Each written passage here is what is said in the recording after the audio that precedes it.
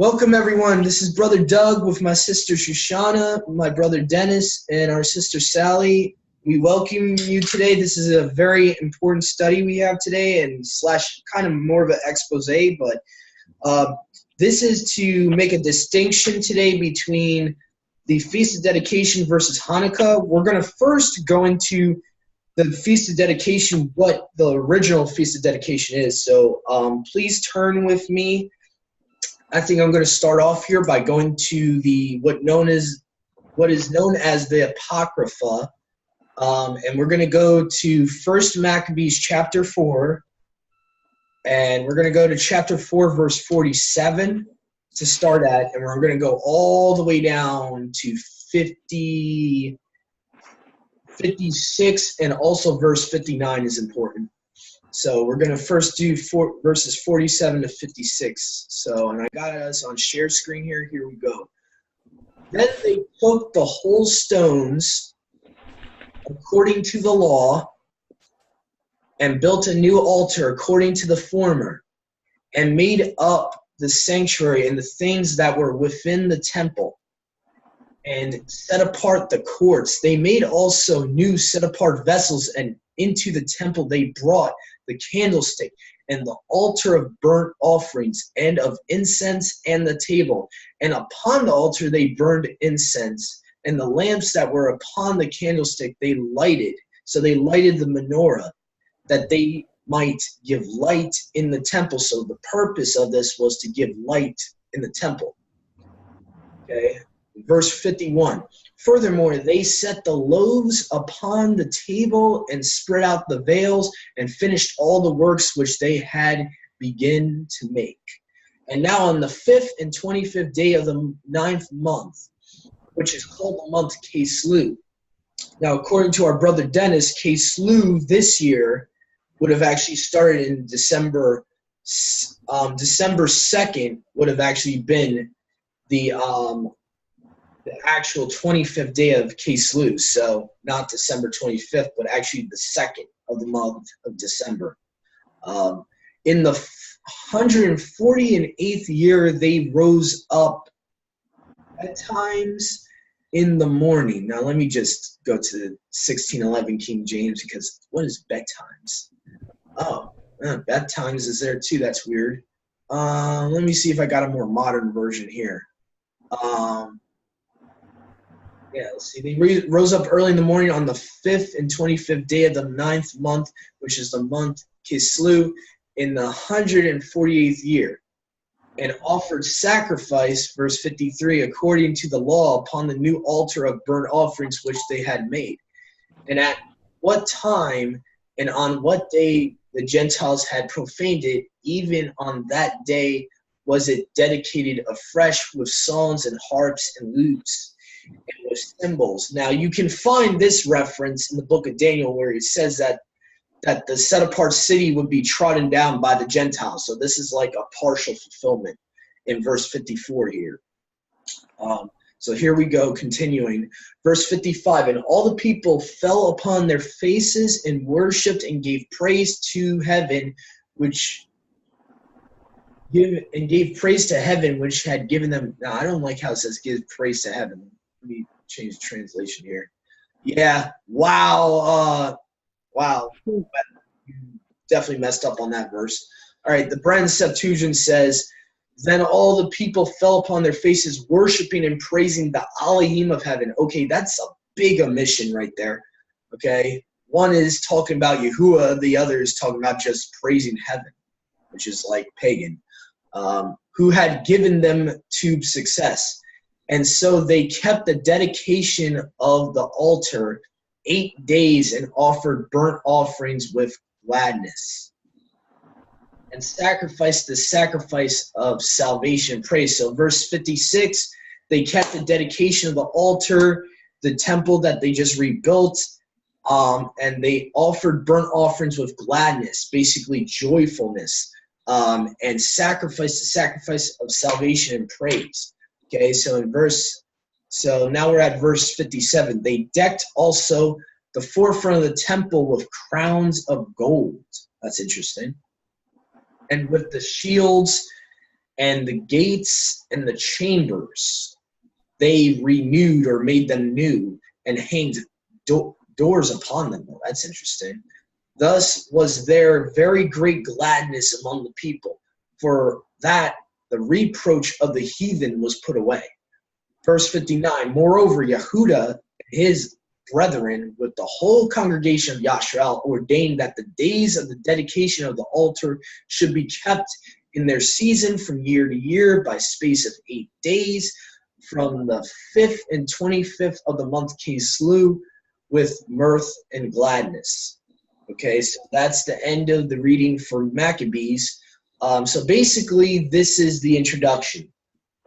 So this tells you what we were supposed to do. We were supposed to be singing songs of gladness. When the Levitical priesthood was still in effect, you had burnt offerings and the sacrifices. But also, now that we are in a transitional period of the Melchizedek priesthood, the New Testament says we should be living, offering up our body as a living sacrifice every day, basically denying our flesh as a living sacrifice. So we can even apply that to the Feast of Dedication. And it's very interesting that the way they were decorating the temple. I didn't even know that about the Feast of Dedication, so very interesting stuff. I would like to go also now to John chapter 10, where Yahushua is actually at the physical temple. And this is the one reference in the New Testament that they were actually still celebrating it. So here we go. It says, John chapter 10, verse 22 says, but it was the Feast of Dedication in Jerusalem, and it was winter. Verse 22, so the Feast of Dedication was happening at that point, and it was winter. It was in the winter time. So we know Kislev has to be in the winter season, the month of Kislev. And Yahushua was walking in the temple on the porch of Solomon. So Yahushua's walking around in the temple on the porch of Solomon. Possibly, maybe he's pondering something. And so basically, this verse seems to indicate he could have been celebrating it. He could, maybe he wasn't, but he was definitely at the temple when the celebration was happening. That's what I get from verses 22 to 23 here. So, so I can see the interpretation that he was taking in part, and I can see the interpretation he was indifferent about it, some people believe, because it doesn't say he was literally partaking in it. Either way, the Yahudim were still celebrating it at this point. So they were still celebrating it, what Yehuda and Maccabees told them to do from the times of the Maccabees. And the times of the Maccabees, I could be wrong, historically, the Maccabean revolt was a couple hundred years before Yahushua's birth. So a couple hundred years later, they're still doing this. So obviously, it was still in effect, and it was still valid for them to keep celebrating. Anyway, so I want to also go to, let's see here. I think those were the main verses. Oh, let me not forget about the menorah. This is something I want to make very clear. And Exodus 25 verses, chapter 35 of Exodus verses 31 to 37 is now going to deal with the way that the menorah is supposed to be made. And we're going to be examining whether they have made that correctly according to Yahuwah's own commandment. The way they do it in Hannukah nowadays. So Exodus chapter 25 verse 31 says, and you shall make a candlestick of pure gold. Wow, that's specific. You shall make the candlestick of graven work. Its stem and its branches and its bowls and its knobs and its lilies shall be of one piece, and 6 branches proceeding sideways, 3 branches of the candlestick from one side of it, and 3 branches of the candlestick from the other side of it. So you have 6 right there. Then we go to verse 33. And 3 bowls fashioned like almonds, so they're supposed to be look like almonds. On each branch a knob and a lily. So to the 6 branches proceed from the candlestick. Verse 34. And in the candlestick 4 bowls fashioned like almonds, in each branch knops and the flowers of the same. a knot under 2 branches out of it, and a knot under 4 branches out of it. So the 6 branches proceeding from the candlestick, and in the candlestick 4 bowls fashioned like almonds. Let the knops and the branches be of one piece, altogether graven of one piece of pure gold.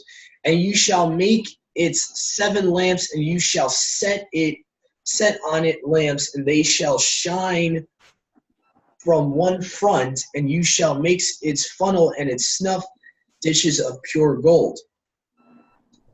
Okay, so so verse 37 tells you in total that there's supposed to be 7 branches or 7 lamps. So what happens in Judaism today, unfortunately, adding to Yahuwah's commandment, which you can find in, I really want to make this known, even the Brit Hadashah, Yahusha himself says, well, do you put aside the commandment of Yahuwah for your tradition? Mark chapter 7, verse 9, I'm just going to quickly go here as a cross-reference. Mark chapter 7, verse 9 says, and he said unto them, full well you reject the commandment of Yahuwah, that you may keep your own tradition. Now the problem with today's menorah that Judaism has is, number one, it has the star of Remphan, which can be found in Amos chapter 5, verse 25, for anyone that wants to go there. Also, you can find it being referenced in Acts chapter 7, and where Stephen is being stoned by the Pharisees, and he's saying, have you really sacrificed to Yahuwah 40 years in the wilderness, O house of Yashrael? You took up your tabernacle of Molech, the star of your god Remphan. So what we know today as the so-called Star of David was originally the Star of Remphan. That is on the modern-day menorah in Israel right now, which they use for Hannukah. And they add 2 more branches, which is, Yahuwah says himself in the book of Deuteronomy, he says, do not add to or take away from what I have commanded you. So by adding 2 branches, you're adding to his Torah, his law. You are actually going against what Yahusha even says in Mark chapter 7, verse 9. So that's something I wanted to bring out. Also something real quick I wanted to say is, every year they celebrate this Hannukah that they say is the same thing as the same feast as the Feast of Dedication, but yet it's on the same day of Xmas, Christmas, every year. Every year is on the December 25th. And they also say that it's known as the Feast of Lights. I just want to show something real quick.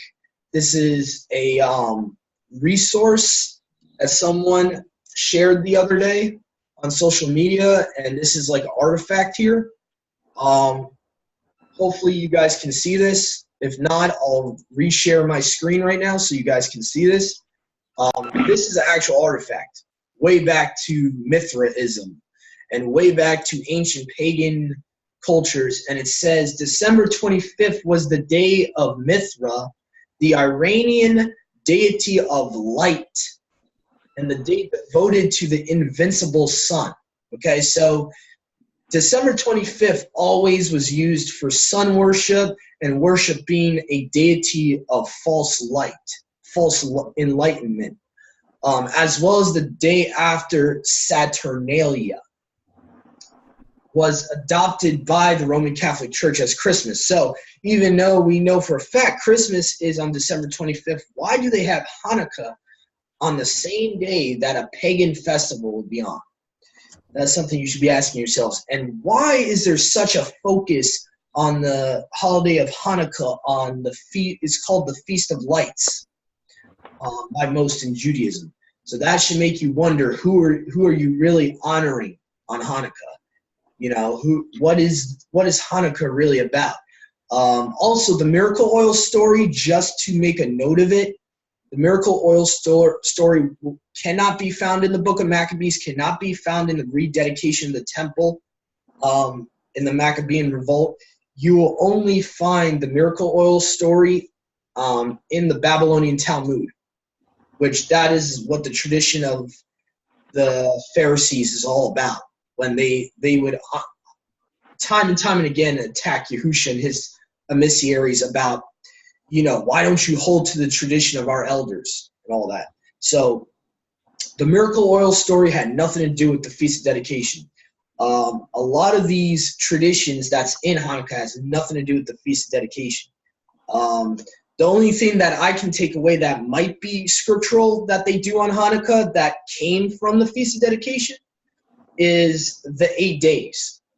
That's about it. That's the only thing I can think of. Lighting, possibly maybe the menorah in the temple to have light in the temple was kept 8 days. But the miracle oil story, that had nothing to do with lighting the menorah for 8 days. So that's just something I wanted to make known. I want to make a distinction between what Judaism celebrates as Hanukkah and what the true Feast of Dedication is, and the true meaning of the Feast of Dedication is the rededication.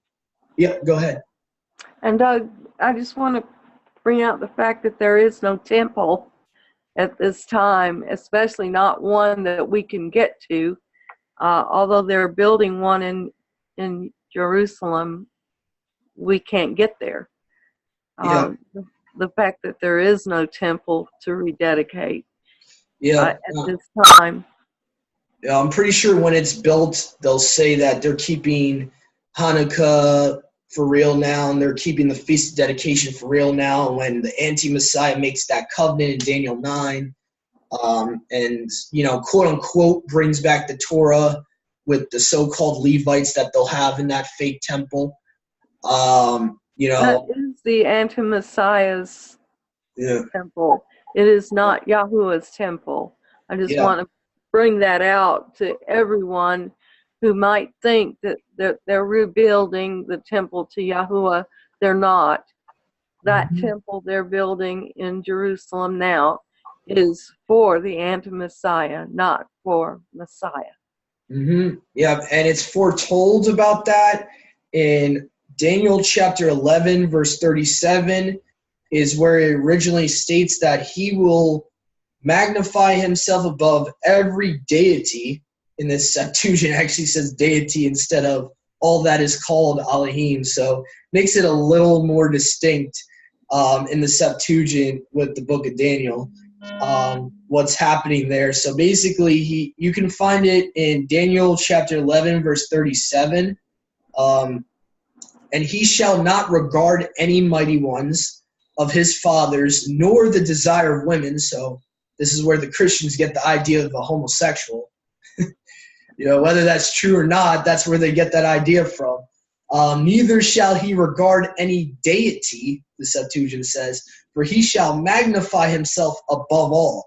So this is where Paul gets in 2 Thessalonians that the anti-Messiah is going to walk into the temple, sit on the throne of Yahuwah, claim to be Yahuwah, and magnify himself above every deity, every mighty one. And so this is what's going to happen when the anti-Messiah comes, and it's going to be pretty much everyone's going to know it because it's probably going to be publicized, and probably is going to be on the news networks and all that the Messiah has arrived.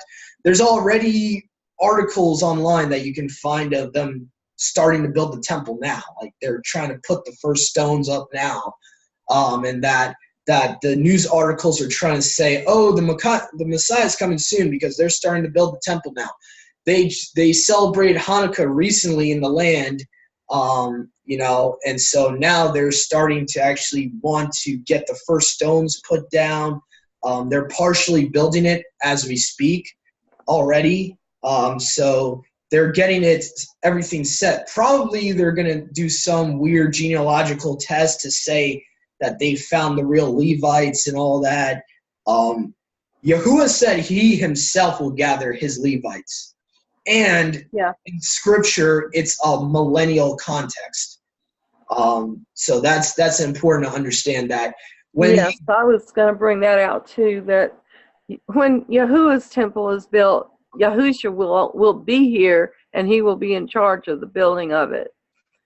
And the temple they're building now is not Yahuwah's. But the anti-Messiah will claim that it's Yahuwah's and he's sitting on it, and he's